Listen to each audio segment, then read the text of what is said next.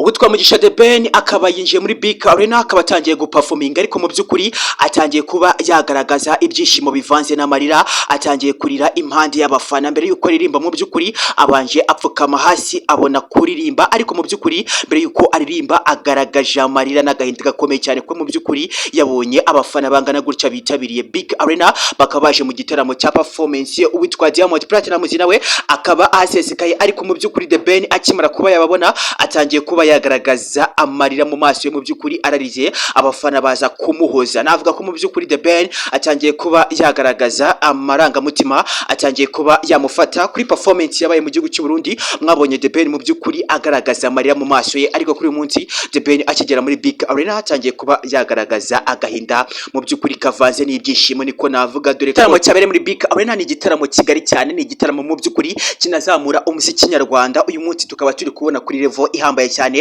Uyu mugabo The Ben umwe mu ba performance bakomeye hano mu Rwanda, mu by'ukuri bakomeje kugenda bakora indirimbo zakunzwe cyane muri mwaka wa 2024 tuvuyemo. Navuga ko mu by'ukuri Mugisha The Ben is blessed music nyarwanda cyangwa se entertainment nyarwanda. Uyu munsi akaba yagaragaje amarira akomeza kugenda anaririra abafana, mu by'ukuri yinjira abakoraho. Ndagira ngo mu by'ukuri mu kanya ndakwereka video witwa The Ben ari kwinjira muri stage. Uyu munsi mu by'ukuri yakomeje kugenda agaragaza performance zikomeye cyane, ndetse kandi uwitwa Pamela akaba n'umugore we akaba anafite umwana yageze muri Big Arena. Ndagira ngo mu by'ukuri ni ibintu biri blessed cyane ku banyarwanda cyangwa se ku bakunda entertainment nyarwanda, by'umwihariko mu muziki nyarwanda. Uyu mugabo The Ben ni umwe mu artiste nyarwanda bakomeza kugenda bakora performance zikomeza kugenda zinashimisha benshi, cyangwa se indirimbo ze zigakomeza kugera mu by'ukuri zinashimisha benshi. Uyu munsi yashize iminsi igera kuri 3 asohoye cyangwa se ashyize indirimbo twita To Love. Ni indirimbo mu by'ukuri imaze kuba yakundwa ku rubuga rwa YouTube, ikaba ari indirimbo imaze kurebwa n'abagera kuri 1,200,000. Ni indirimbo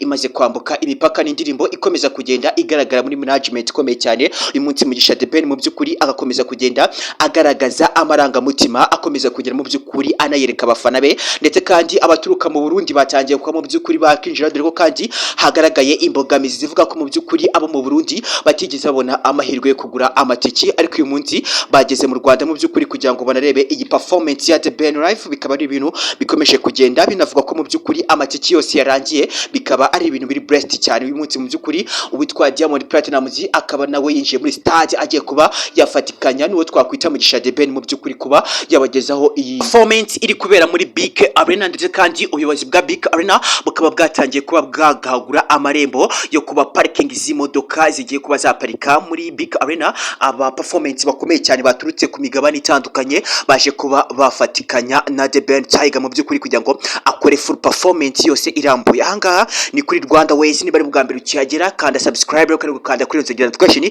kugira ngo ujye ugerwa n'inkuru zacu gatandukanye. Kandi nk'ibisanzwe nge nitwa Mr John Ferro. Uyu munsi kandi akaba ari inkuru iri kuvuga ko witwa Mugisha The Ben yinjiranye na Pamela mu by'ukuri muri performance igiye kubera muri Big Arena. Ni igitaramo mu by'ukuri kimaze iminsi kivugwa, ni igitaramo kinini cyane gifite big fame ku banyarwanda mu by'ukuri n'abakomeza kugenda bakurikira igitaramo kigiye kuba cyabera muri Big Arena. Ni igitaramo mu by'ukuri gikomeje kugenda kigaragara ko ari igitaramo cyatwaye akayabo kama miliyoni. Mu by'ukuri ndavuga ko hano harimo company nyinshi cyane zakomeje kugenda zitera inkunga. Technic company yabasha kuba mu by'ukuri yashura kugira ngo ifatikanye n'uwitwa The Ben, kubera ko afite urugari cyangwa se mu by'ukuri n'umwe mu bagabo bakomeza kugenda bakora indirimbo zigakundwa n'abatari bake. Uyu munsi mu by'ukuri company nyinshi turebuze kuba twagaruka zakomeje kugenda zishoramo amafaranga muri iki gitaramo kizabera muri Big Arena, ndetse kandi aho tuvugana ubu ngubu igitaramo kikaba cyatangiye mu by'ukuri, ariko tugiye kuba twaganira ku marangamutima. Witwa The Ben mu by'ukuri atangiye kuba yagaragaza amarira akinjira muri Big Arena. Mu by'ukuri yabaje kuba yapfukama hasi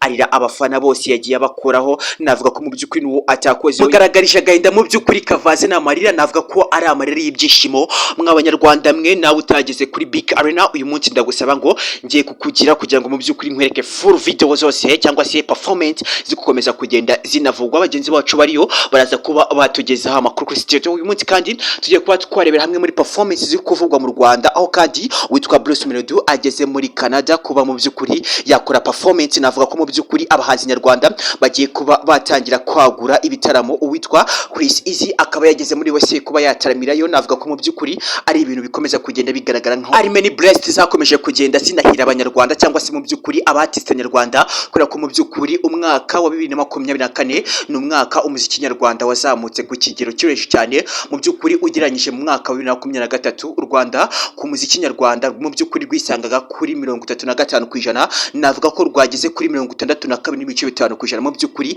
ku muziki nyarwanda ukomeje kugenda unatunga abatari bake, ndetse kandi benshi mu banyarwanda bakomeje kugenda bashoramo impano zikomeye cyane. Uyu munsi navuga ko umugabo ukomeye cyane uturuka muri Leta Zunze Ubumwe za Amerika, Steve Harvey, yatangiye kuba mu by'ukuri yareba igitaramo kiri kubera muri BK Arena. Ni igitaramo cyateguwe n'umugabo bita The Ben. Mu by'ukuri n'umugabo ugiye kuba wakibaruka umwana we wa mbere, no twakwita Miss Pamela. Mu by'ukuri ni ibintu biri blessed cyane kubera ko ni igitaramo cyitabiriwe benshi cyane. Mu by'ukuri bari bahari kugira ngo banarebe iyi full performance igiye kubera muri BK Arena. Ndavuga ko mu by'ukuri harabura amasegonda 3 ngo iki gitaramo gitangire, niko navuga. Ariko nyuma yo mu by'ukuri uwitwa The Ben yinjiye ari kurira cyane, agaragariza abafana urukundo rudasanzwe, agaragariza mu by'ukuri mufana wari witabiriye iki gitaramo. The Ben akaba ari n'umugabo wa gatatu wijuje iyi BK Arena. Navuga ko mu by'ukuri BK Arena kugira ngo uzabone umuhanzi wayujuje aba ari ibintu biri many blessed cyane. Uwitwa The Ben abaye umuhanzi wa gatatu wujuje iki gitaramo, cyangwa se mu by'ukuri wujuje BK Arena. Uwabashe kuba yaba wa mbere n'uwitwa Israel Mbonyi, mu by'ukuri wujuje iyi stade, akaba mu by'ukuri yaragurisha amatiki yose agashira. Uwitwa The Ben nawe mu by'ukuri kuri uyu munsi yabashe kuba yakuzuza iyi BK Arena. Navuga ko mu by'ukuri n'imyanya isigaye ntabwo igera kuri 300, ariko iyi BK Arena ni gari cyane kubera ko witwa The Ben abashe kuba yacagaye kuko kuza BK Arena. Ese mu by'ukuri uko akomeje kugenda havugwa, abafana benshi cyane bavuga ko mu by'ukuri uwitwa Bruce Melody azabasha kuba nawe yagira ku ntego yo kuza iyi BK Arena, cyangwa mu by'ukuri bizaguma ari bya bintu byo guhangana The Ben na Bruce Melody. Nyuma y'amatiku akomeza kugenda avugwa kuri Bruce Melody na The Ben, ariko uyu munsi bivugwa ko mu by'ukuri uyu mwaka wa 2025 ku munsi w'ejo aribwo baje kuba bakiyunga, aho kandi uwitwa Bruce Melody yateze indege mu gitondo akaba ari muri Canada gukora performance, ndetse kandi uyu munsi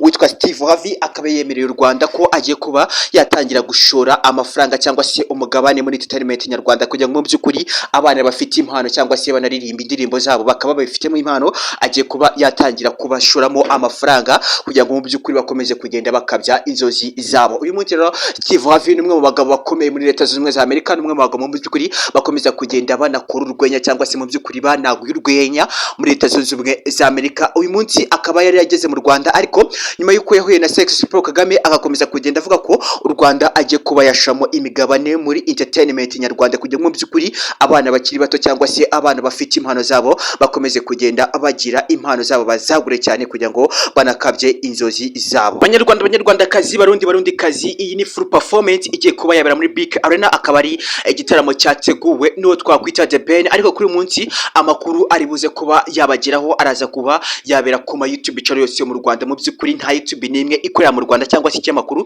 kitari buze kuba iki gitaramo.